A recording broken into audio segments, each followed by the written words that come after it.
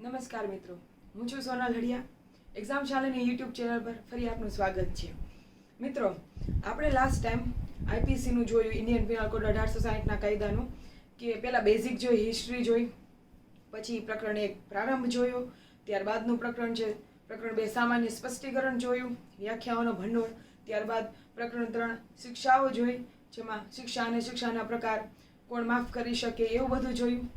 ત્યારબાદ આપણે પ્રકરણ નંબર 4 સામાન્ય અપવાદો જોયા, બરાબર. ત્યારબાદ પ્રકરણ 5 જોયું અને 5A જે પેલું પેટા પ્રકરણ છે ઇન્ડિયન પિનલ કોડનું. હવે મિત્રો, આપણે 5 પ્રકરણ થઈ ગયા, એટલે કે મોર ધેન 100 ઉપર સેક્શન. સમજો, છેલ્લી આપણે 120B સુધીની આપણે કલમ જોઈ.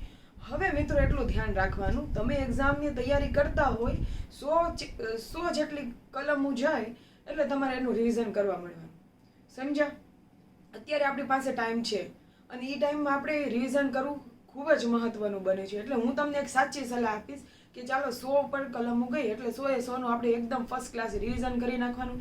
એના રિલેટેડ પ્રશ્ન પૂછાણા હોય તો એ એક વખત જોઈ નાખવાના કે કેવા પૂછાણા, શું પૂછાણું છે, હેડિંગ પૂછાણા છે કે અંદરના કન્ટેન્ટ પૂછાણા છે કે ક્યાંય સજા પૂછાણી છે કે શું છે, બરાબર. એ તમામ વસ્તુ જોવી ખૂબ જરૂરી છે. તો હું તમને આજે મિત્રો આપણે નવું ચેપ્ટર ચાલુ કરીએ એની પહેલાં હું તમને થોડાક પ્રશ્નો આપીશ, 10 સેકન્ડનો સમય આપીશ. તમારા હું જે પ્રશ્ન પૂછું એનો જવાબ તમારે નોટબુકમાં લખવાનો છે, બરાબર. 10 સેકન્ડ બાદ હું તમને તમારો પ્રશ્નનો જવાબ 100% કહીશ. અને પોતાની જાતની એનાલિસિસ. આઈપીસી પ્રકરણ 2માં કઈ જોગવાઈ કરવામાં આવેલ છે? અહીંયા ઓપ્શનમાં માર બિલકુલ ના ખાતા, બરાબર. ધ્યાનથી ઓપ્શન સાંભળો. સવાલ ફરીથી બોલું છું. આઈપીસી પ્રકરણ 2માં કઈ જોગવાઈ કરવામાં આવેલી છે? A. સામાન્ય સ્પષ્ટીકરણ, B. વિશિષ્ટ જોગવાઈઓ, C. સામાન્ય અને વિશિષ્ટ જોગવાઈઓ, D. ઉપરનામાંથી એક પણ નહીં, બરાબર. 4 ઓપ્શન છે: સામાન્ય સ્પષ્ટીકરણ, વિશિષ્ટ જોગવાઈઓ, સામાન્ય અને વિશિષ્ટ જોગવાઈઓ અને D. એક પણ નહીં. પ્રકરણ નંબર 2માં ઓપ્શન A સામાન્ય સ્પષ્ટીકરણ. અહીંયા પ્રકરણ 4 હોય તો સામાન્ય અપવાદો ભૂલવાનું નથી. મેં પહેલા કીધું હતું સામાન્ય કોમન છે. Okay, next. ભારતની જળ સીમા કેટલી છે? મેં તમને બીજા લેક્ચરમાં જળ સીમા અને જમીન સીમાનું કીધું હતું કે જ્યાં આઈપીસી લાગુ પડશે, બરાબર. તો જળ સીમા કેટલી છે એ મને કહો. અહીંયા આઈપીસી માટેની જળ સીમા પૂછેલી છે, બરાબર. Option A 10 nautical mile, option B 12 nautical mile, option C 12 kilometre, option D 10 kilometre.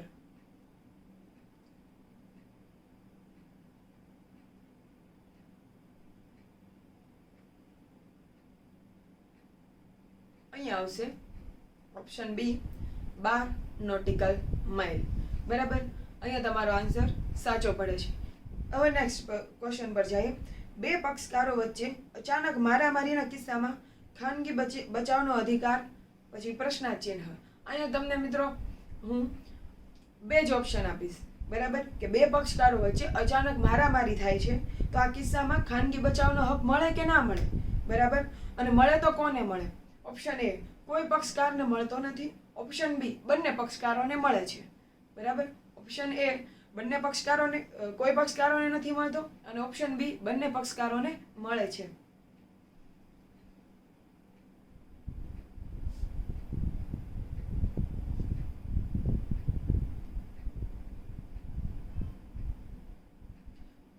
Option A કોઈ પક્ષકારને. અહીંયા મિત્રો એક વાત ધ્યાન રાખજો તમારે, ખાનગી બચાવનો અર્થ એ નથી કે બે માણસ ગમે ત્યારે એકબીજા ઝઘડા કરવા મળે અને તરત સામસામે ખૂન કરી નાખે તો અહીંયા ખૂન લાગશે, અહીંયા સ્વ બચાવ નહીં કરી શકો, બરાબર. ખાસ ધ્યાન રાખજો. આવા બે પક્ષકારો વચ્ચે જો અચાનક મારામારી થાય, બરાબર, તો અહીંયા કોઈ ખાનગી બચાવ ન કરી શકે, બરાબર. ખાસ એ વસ્તુ ધ્યાન રાખજો. નેક્સ્ટ કલમ નંબર નેક્સ્ટ ક્વેશ્ચન. આઈપીસી પ્રકરણ 5A માં કઈ જોગવાઈઓ કરવામાં આવેલ છે? આઈપીસીની પ્રકરણ 5A છે, બરાબર. 1 ચૂંટણી સંબંધી ગુનાઓ, B જાહેર સુરક્ષા શાંતિ વિરુદ્ધના ગુના, C ગુનાહિત કાવતરું અને D સરકારી સ્ટેમ્પ. આ 4 ઓપ્શન છે.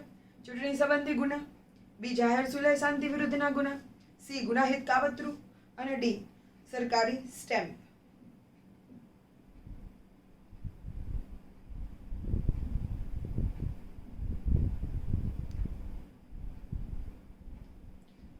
અહીંયા આવશે જવાબ તમારો સી, ગુનાહિત કાવતરું. આપણે પ્રકરણ 5 એમાં જોયું કલમ નંબર 120A અને 120B. 120માં આપણે જોયું કે ગુનાહિત કાવતરાની વ્યાખ્યા આપવામાં આવે છે અને 120B માં આપણને ગુનાહિત કાવતરાની શિક્ષા આપવામાં આવેલ છે. બરાબર. નેક્સ્ટ છે દુષ્પ્રેરણને લગતા ગુના કયા પ્રકરણમાં છે? દુષ્પ્રેરણને લગતા ગુના કયા પ્રકરણમાં છે? ઓપ્શન તમારે છે 5, 6, 7 અને 8. 5, 6, 7 અને 8.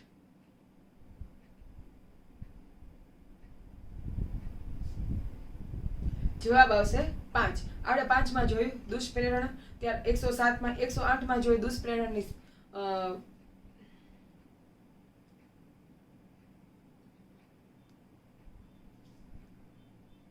આપણે પ્રકરણ 5માં જોયું 107 નંબરની દુષ્પ્રેરણ કોને કહેવાય તે, 108માં જોઈ દુષ્પ્રેરક કોને કહેવાય તે, અને ત્યારબાદ એક કલમ જોઈ હતી મદદગારીની હાજરી 114 નંબરની. ઓકે. નેક્સ્ટ, ભારતીય ફોજદારી ધારામાં કુલ કેટલા પ્રકરણો આપવામાં આવેલ છે? ભારતીય ફોજદારી ધારામાં કુલ કેટલા પ્રકરણ આપવામાં આવેલ છે? ઓપ્શન આપું છું તમને 25, 26, 30 કે 40. 25, 26, 30 કે 40.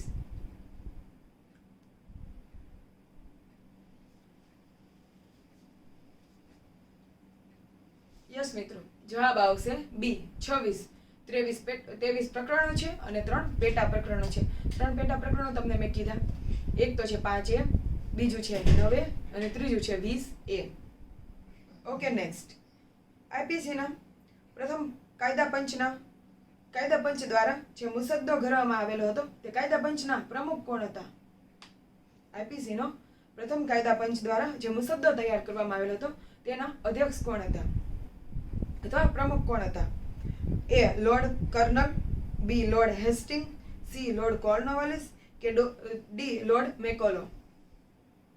કર્નલ, હેસ્ટિંગ, કોર્નવાલિસ કે મેકોલો?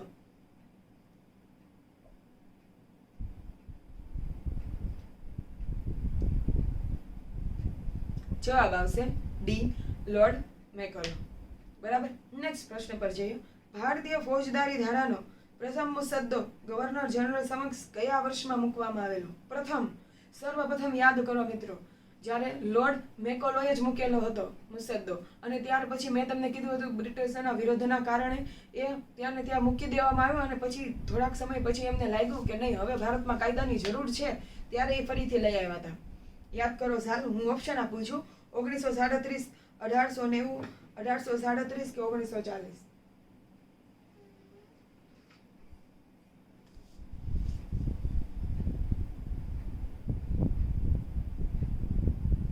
અહીંયા આવશે જવાબ સી, 1837માં. બરાબર. તમને પ્રશ્ન પર પૂછાય આગળ કે મુસદ્દો ક્યારે તૈયાર કરવામાં આવેલો હતો આઈપીસી નો? તો 1837ની સાલમાં. કોના દ્વારા? લોર્ડ મેકોલો દ્વારા. નેક્સ્ટ જોઈએ, કલમ નંબર 14માં શેની વ્યાખ્યા આપવામાં આવેલ છે?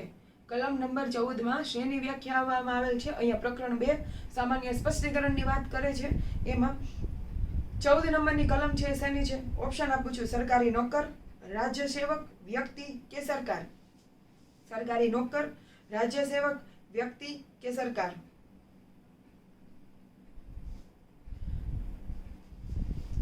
અહીંયા મિત્રો સરકારી નોકર અને રાજ્ય સેવક તમને મેં જોડે જ ભણાવ્યું હતું. કીધું હતું કે દરેક સરકારી નોકર એ રાજ્ય સેવક છે, પરંતુ દરેક રાજ્ય સેવક એ સરકારી નોકર નથી. યાદ કરો બંને કલમ. યસ મિત્રો, કલમ નંબર 14 છે સરકારી નોકર. બરાબર. હવે જો મિત્રો આમાં ઓપ્શન આપું ને, એટલે એમાં તમારે બાકી બધી જે આવતી હોય ને વ્યાખ્યા એ બધી જોઈ લેવાની કે ભાઈ 11 મુજબ વ્યક્તિ છે, રાજ્ય સેવક કયા મુજબ છે, સરકારી નોકર કયા મુજબ છે, સરકાર કયા મુજબ છે. બરાબર. એક જોડે 5નું રિવિઝન થઈ જ જવું જોઈએ. નેક્સ્ટ છે 7 વર્ષથી વધુ અને 12 વર્ષથી ઓછી વયના બાળકે કરેલ કૃત્ય ખાલી જગ્યા છે. બરાબર. એટલે કે 7 થી 12 વર્ષના બાળકે કરેલ કૃત્ય ખાલી જગ્યા છે. ઓપ્શન આપું છે ગુનો, બીજું ગુનો નથી, ત્રીજું સંજોગોને આધારિત. પેલું ગુનો, બીજું ગુનો નથી, ત્રીજું સંજોગોને આધારિત.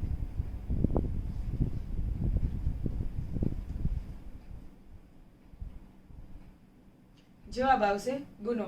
આપણે પ્રકરણ નંબર 4 માં જોયું હતું કે 7 થી 12 વર્ષના અપરિપક્વ બાળકે કરેલું કૃત્ય એ ગુનો બનતો નથી. બરાબર, અહીંયા જવાબ આવશે બી, ગુનો બનતો નથી. મિત્રો સોરી, હું અપરિપક્વ બોલતા ભૂલી ગઈ હતી. તમારે અપરિપક્વ જોઈન્ટ કરવાનું છે. અહીંયા ગુનો બનતો નથી. નેક્સ્ટ લખીએ, દુષ્પ્રેરણની વ્યાખ્યા કઈ કલમમાં આપવામાં આવેલી છે? દુષ્પ્રેરણની વ્યાખ્યા કઈ કલમમાં આપવામાં આવેલી છે? 106, 107, 108 અને 109.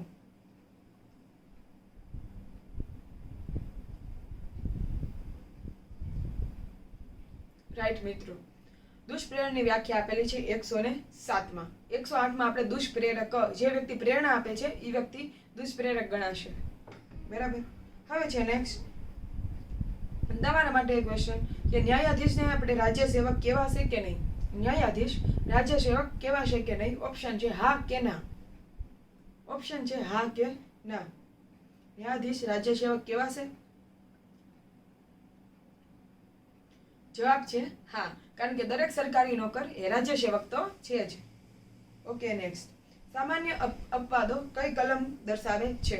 સામાન્ય અપવાદો, અહીંયા તમે કલમોનું જૂથ પૂછે છે કે સામાન્ય અપવાદો કઈ કલમમાં દર્શાવે છે? ઓપ્શન આપું છું. 86 થી 116, 96 થી 106, 76 થી 106 કે 76 થી 116.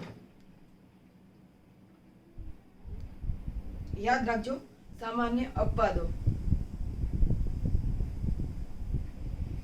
જી રાઈટ, સી 76 થી 106 મુજબ આપણને સામાન્ય અપવાદો આપવામાં આવેલ છે. પ્રકરણ 4.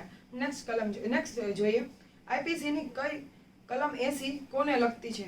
આઈપીસી ની કલમ નંબર 80 કોને લગતી છે? યાદ કરી લ્યો. હકીકતની ભૂલ, કાયદાની ભૂલ, અકસ્માત, ગુનાહિત ઈરાદાનો અભાવ. હકીકતની ભૂલ, કાયદાની ભૂલ, અકસ્માત, ગુનાહિત ઈરાદાનો અભાવ. કલમ નંબર 80.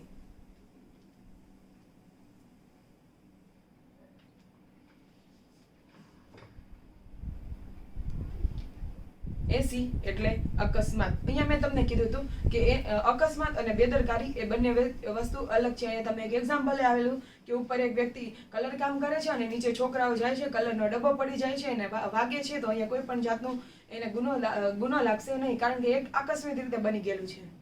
અહીંયા તેમનો કોઈ ગુનો કરવાનો ઈરાદો હતો નહીં. ઓકે નેક્સ્ટ મિત્રો, આમાં એવું છે, કલમ નંબર 83 મુજબ જો બાળક દ્વારા ગુનો કરવામાં આવ્યો હોય તો તે શિક્ષાપાત્ર છે. આવું હેડિંગ છે. કલમ નંબર 83 મુજબ જો બાળક દ્વારા ગુનો કરવામાં આવ્યો હોય તો તે શિક્ષાપાત્ર છે. ઓપ્શન એ 7 વર્ષ કરતા નાની વય, ઓપ્શન બી 7 થી 12 વર્ષ સુધીની ઉંમર, ઓપ્શન સી 12 થી 15 વર્ષ સુધીની ઉંમર અને ડી એ અને બી બંને. કલમ નંબર 83 પૂછી છે.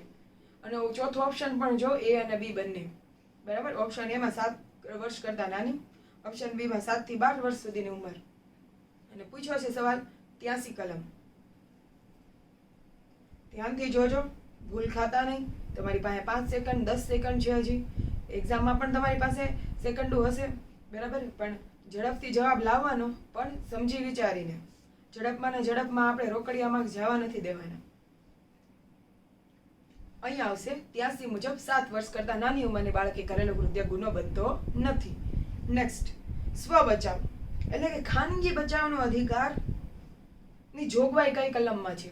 ખાનગી બચાવ / સ્વ બચાવના અધિકારની જોગવાઈ આઈપીસી ના કયા જોગવાઈમાં છે? એ, હું કલમોનું જૂથ બોલું છું.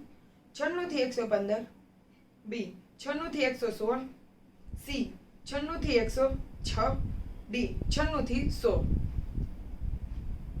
ખાસ યાદ કરી લેજો. પ્રકરણ નંબર 4, ખાનગી બચાવ, સામાન્ય અપવાદો, હેડિંગ 96 થી 115, 96 થી 116, 96 થી 106 કે 96 થી 100. સી રાઈટ, 96 થી 106 એ મુજબ આપણને ખાનગી બચાવનો અધિકાર આપવામાં આવેલો છે, જેમ આપણે ઘણું બધું જોયેલું. નેક્સ્ટ છે, ગુનાહિત કાવતરાની વ્યાખ્યા કઈ કલમમાં છે? ગુનાહિત કાવતરાની વ્યાખ્યા પૂછવામાં આવેલી છે. હું તમને એટલું કહું ગુનાહિત કાવતરાનું એટલે તમને પ્રકરણનું હેડિંગ યાદ આવવું જોઈએ, પ્રકરણ નંબર યાદ આવવું જોઈએ, પેટા પ્રકરણ હોય તો એ પણ યાદ આવવું જોઈએ, બરાબર. અને એની પ્રકરણની અંદર જેટલી કલમો મેં તમને શીખવાડી તમામ યાદ આવવી જરૂરી છે. બરાબર. અહીંયા માત્ર હું પૂછું એટલું જ યાદ નથી રાખવાનું, એના રિલેટેડ તમામ વસ્તુ તમને યાદ આવી જવી જોઈએ. એ જ છે એકદમ બેસ્ટ રિવિઝન. એવું નહીં કે એક પત્તું વાંચવા બેઠા કે એક જ વાંચી નાખવું, નહીં. એના રિલેટેડ જે બી હિસ્ટ્રી નીકળતી હોય તમામ કાઢી લેવાની. એ જ છે તમારી એકદમ પૂર્વ તૈયારી. ગુનાહિત કાવતરાની વ્યાખ્યા 121A, 120A, 122A કે 123?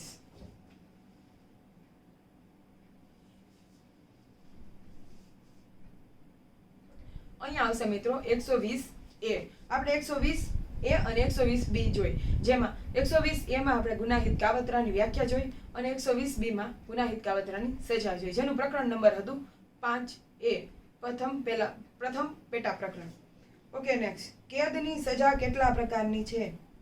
ખાસ સાંભળજો, કેદની સજા કેટલા પ્રકારની છે? ઓપ્શન આપું છું: 3, 4, 5 કે 2? 3, 4, 5 કે 2? અહીંયા ઉતાવળમાં લોચો થાય નહીં. કેદની સજા પૂછી છે.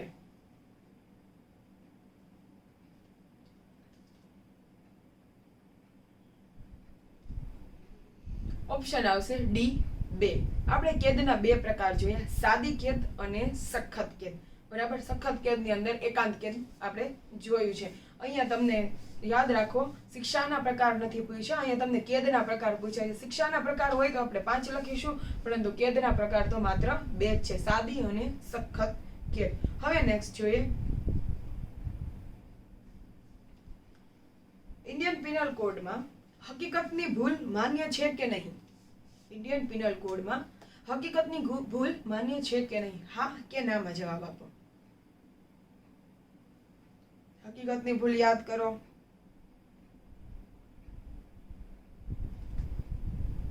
તો જવાબ આવશે હા, હકીકતની ભૂલ માન્ય ગણાય છે. કલમ નંબર 76 માં આપણે હકીકતની ભૂલ કીધેલી કે ઉપરી અધિકારીઓ દ્વારા એના નીચેના અધિકારીને કોઈ પણ ફરજનું કામ આપવામાં આવેલું અને એ કામ કરે છે. ટીયર ગેસ વાળું ઉદાહરણ આપ્યું કે ટીયર ગેસ છોડે છે, તો એની ફરજ છે. બરાબર. ત્યાં એને ગુનો બનશે નહીં. નેક્સ્ટ જોઈએ. 2 માણસ ક્રિકેટ રમે છે. સાંભળજો. 2 માણસ ક્રિકેટ રમે છે અને રમતા રમતા બોલ ત્રીજા વ્યક્તિને વાગી જાય છે. તો હવે આ ગુનો બનશે. 2 વ્યક્તિ ક્રિકેટ રમે છે, ત્યાંથી ત્રીજો વ્યક્તિ પસાર થાય છે અને બોલ એને વાગી જાય છે. તો હવે શું ગુનો બનશે? અને એને ઇન્જરી બી થાય છે થોડી ઘણી, તો ગુનો બનશે? હા કે ના? જવાબ આવશે ના. આપણે જોયું તો અગાઉ અકસ્માત, કલમ નંબર 80 માં અકસ્માત રિલેટેડ આ એક્ઝામ્પલ આપેલું છે. મિત્રો, તમને જ્યાં સેક્શન નહીં પૂછે, જ્યાં સેક્શનનું હેડિંગ નહીં પૂછે, ત્યાં આવું પૂછીને મૂકી દેશે, એટલે લોજિક બરાબર લગાવવાનું. એટલે જ હું તમને કહું છું, માત્ર સેક્શનનું નહીં, એની અંદરનું કન્ટેન્ટ પણ એટલું જ મહત્વનું છે. એ પણ તમારે યાદ રાખવું પડશે. રાઈટ. હવે નેક્સ્ટ છે. કોઈ વિદેશી વ્યક્તિ ભારત બહાર ગુનો કરીને ભારતમાં આવી હોય તો એને ઇન્ડિયન પિનલ કોડ એટલે કે આઈપીસી લાગુ પડશે. કોઈ વિદેશી વ્યક્તિ ભારત બહાર ગુનો કરીને ભારતમાં આવેલી હોય તો એને આઈપીસી લાગુ પડશે? હા કે ના?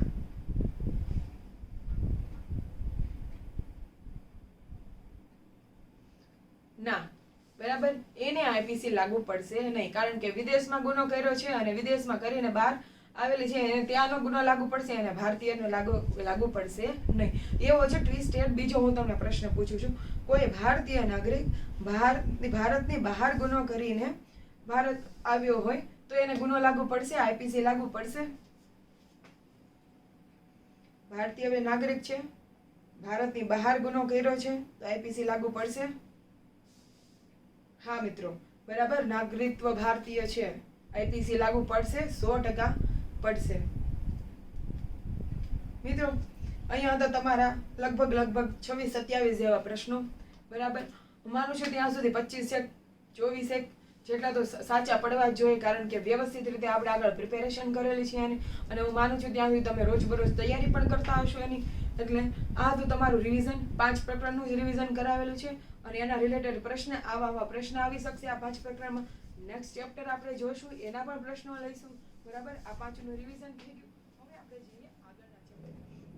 મિત્રો, હવે આપણે જોઈએ નેક્સ્ટ ચેપ્ટર નંબર 6, રાજ્ય વિરુદ્ધના ગુનાઓ.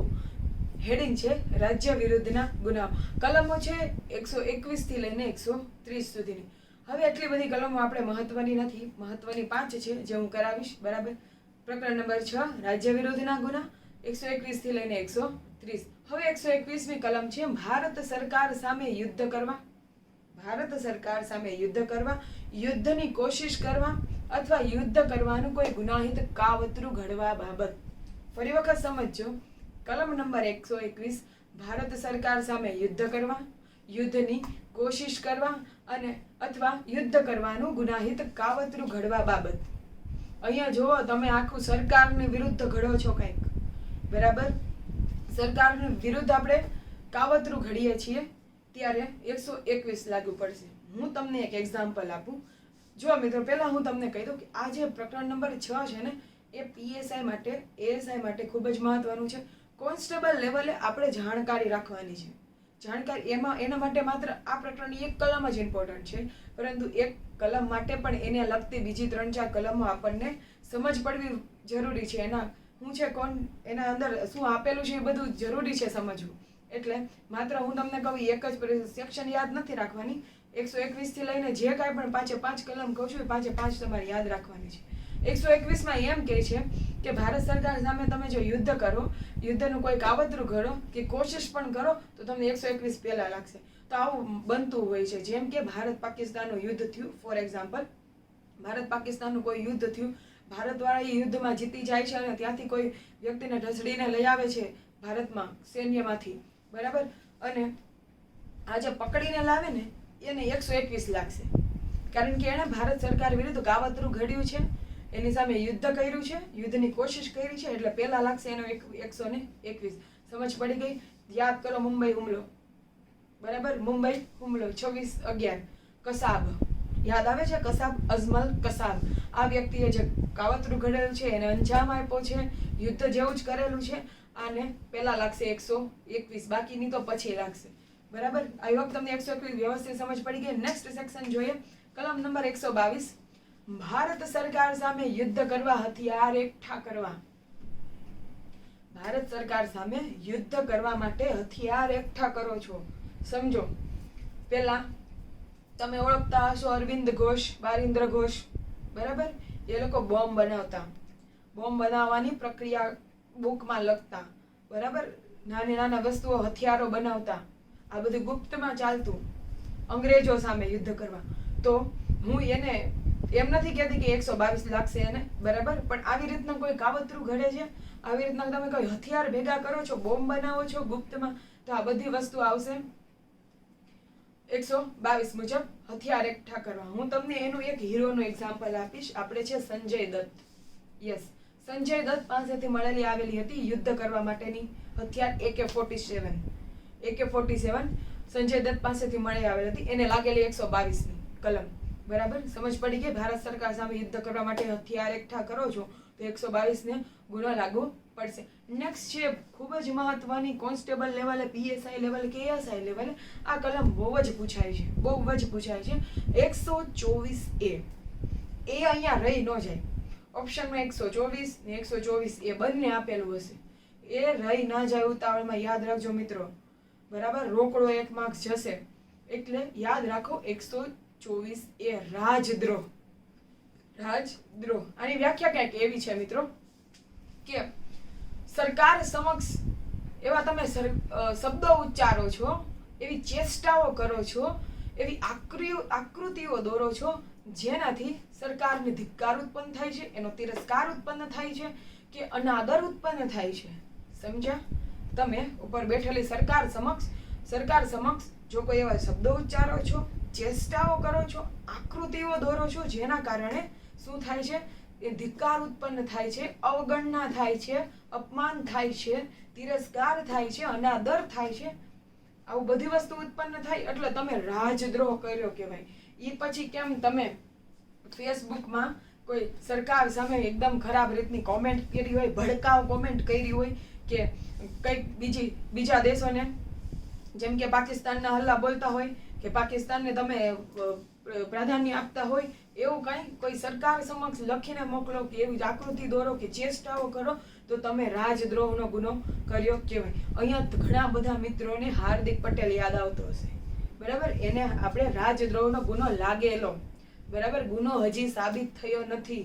સાબિત થશે કે કેમ એ પણ આપણે કહી શકાય નહીં, અને એ રાજદ્રોહનો એક આરોપી છે એવું આપણે જરાય કહી શકાય નહીં, કારણ કે કોઈ પણ જાતનો એવો ગુનો એના પર હજી સાબિત થયો નથી. એનું પ્રોસેડિંગ છે, બરાબર. હાર્દિક પટેલ ઉપર હું આ એક્ઝામ્પલ તમને આપીશ નહીં. હાર્દિક પટેલનું 100% બધાના મગજમાં હાર્દિક પટેલ પહેલા હશે, પરંતુ હું એનું એક્ઝામ્પલ આપી શકું નહીં, બરાબર. હું તમને એના સિવાય બીજું એક્ઝામ્પલ આપું છું. આપણા ગાંધીજીએ સરકાર વિરુદ્ધ યંગ ઇન્ડિયામાં એક લેખ લખેલો, અને એના કારણે એને રાજદ્રોહના કેદી બનાવ્યા હતા.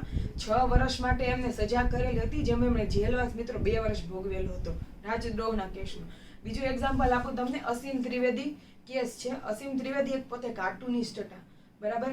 એમણે જાણે અન્ના હઝારેની રેલી ચાલતી હતી એ વખતે એમણે પોતાની વેબસાઇટ ઉપર એવા ભડકાઉ પેઇન્ટિંગ્સ, કાર્ટૂન્સ બનાવેલા હતા, જેને કારણે એ સાબિત થતું હતું કે સરકાર વિરુદ્ધ ભડકાઉ ઉત્પન્ન કરેલો છે એને, અને આથી એને રાજદ્રોહ લાગેલો હતો. આ 2 મહત્વના કેસ છે. આટલું ફેર ઇનફ છે મિત્રો. 124A માટે તમારે ખાસ યાદ રાખવાની, 124A રાજદ્રોહ. નાઉ નેક્સ્ટ છે 5 કલમોમાંની 2 કલમ બાકી. કલમ નંબર 128, રાજ્ય સેવકે કોઈ યુદ્ધ કેદી કે રાજ્ય કેદીને નાસી જવા દેવા બાબત. અહીંયા કલમ કોને લાગશે? રાજ્ય સેવકને લાગશે. રાજ્ય સેવકની કલમ નંબર કઈ છે? સામાન્ય સ્પષ્ટીકરણ મુજબ મને અત્યારે જ કોમેન્ટ કરી દો, બરાબર. રાજ્ય સેવક છે એ કોઈ યુદ્ધ કેદીને કે રાજ્ય કેદીને નાસી જવા દે, ગમે એમ કરીને, બરાબર. ફોર એક્ઝામ્પલ હું તમને કેસ કહું, સાબરમતી સુરંગ કેસ યાદ કરો. સાબરમતી જેલ એમાં સુરંગ બહુ મોટા પાયે મોટી હતી, બરાબર. આમાં કઈ એક વ્યક્તિ કે એક કેદી આખી સુરંગ ના ખોદી નાખે, આમાં બીજા બધા લોકોનો હિસ્સો હોય જ તે, બરાબર. આમાં રાજ્ય સેવકોનો હિસ્સો હતો, અને સુરંગમાંથી કેદીને ભગાડતા હતા, બરાબર. આ એક લેટેસ્ટ છે, આ યાદ રાખવાની. આ કલમ મુજબ કલમ નંબર 128, રાજ્ય સેવક કોઈ યુદ્ધ કેદી કે રાજ્ય કેદીને ભાગી જવા દેવા બાબત. નેક્સ્ટ આ ચેપ્ટરની મહત્વની અને આખરી કલમ છે કલમ નંબર 129. સાંભળો, રાજ્ય સેવક દ્વારા કોઈ કેદીને ગફલતથી નાસી જવા દેવા બાબત. અહીંયા શબ્દ આવે છે ગફલત. ગફલત યાને બેદરકારી, બરાબર. બેદરકારીથી ભાગી જવા દે. અહીંયા કોઈ પણ બેદરકારી કરી અને ભાગી જવા દે તો પણ 129 રાજ્ય સેવક સામે લાગશે. મિત્રો 128 અને 129 માં ભૂલ ખાતા નહીં. જો ગફલત શબ્દ આપ્યો હોય ને તમારે તો આવશે 129. ગફલત શબ્દ નહીં આપ્યો હોય તો આવશે 128. આઈ હોપ તમને આ ચેપ્ટર 6 ની રાજ્ય વિરુદ્ધના ગુનાઓમાં 5 કલમ બહુ વ્યવસ્થિત યાદ આવી ગઈ હશે, બરાબર. ફટાફટ રિવિઝન કરી. 121 માં જોયું કે ભારત સરકાર સામે યુદ્ધની કોશિશ કરવા અથવા તો યુદ્ધ કરવાનું ગુનાહિત કાવતરું ઘડવા બાબત. બીજું છે કલમ નંબર 122, ભારત સરકાર સામે યુદ્ધ કરવા માટે હથિયાર એકઠા કરવા. અરવિંદ ઘોષ, બારિન્દ્ર ઘોષનું આપણે એક્ઝામ્પલ લીધું, સંજય દત્તનું એક્ઝામ્પલ લીધું. નેક્સ્ટ છે કલમ નંબર 124, એ રાજદ્રોહ.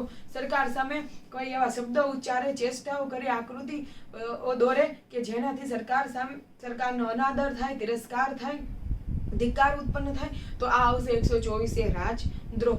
નેક્સ્ટ છે 128, રાજ્ય સેવક કોઈ યુદ્ધ કેદી કે રાજ્ય કેદીને ભાગી જવા દેવા બાબત.